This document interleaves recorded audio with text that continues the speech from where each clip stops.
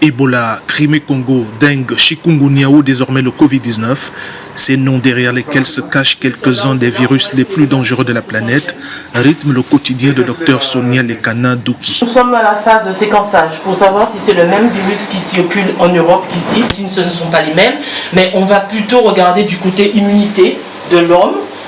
Qu'est-ce qui se passe au niveau de l'immunité des personnes au Gabon par rapport aux personnes ailleurs? Le diagnostic des maladies infectieuses et la surveillance syndromique telles que les maladies pseudo-grippales, qui sont des pratiques courantes du CIRMF, ont permis de détecter les premiers cas de contamination au coronavirus du pays. Ici, on a l'habitude de faire des diagnostics sur les virus respiratoires, mais nous devions donc apporter une réponse rapide. D'où était cet enjeu assez important, se positionner rapidement, et c'est pourquoi nous avons pu être diagnostiquer le premier cas le 12 mars et pouvoir faire des propositions en ce qui concerne le diagnostic dans le pays. Aujourd'hui plus que jamais, les scientifiques du monde entier s'intéressent aux maladies issues d'agents pathogènes animaux, mais aussi à la préservation de la biodiversité, à son impact sur l'environnement et au risque de pandémie sur l'homme.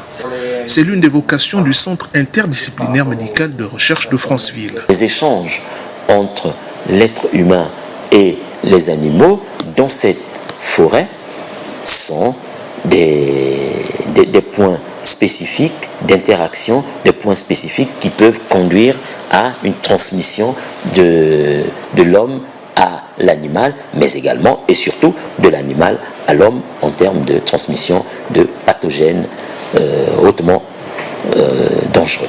Créé il y a un peu plus de 30 ans par l'ancien président Omar Bongo Ondimba pour étudier l'hypofécondité de son pays, le CIRMF a par la suite étendu ses activités à la recherche contre le sida, le paludisme, le cancer, les virus et les maladies tropicales négligées qui, selon l'OMS, affectent 1 milliard de personnes dans le monde.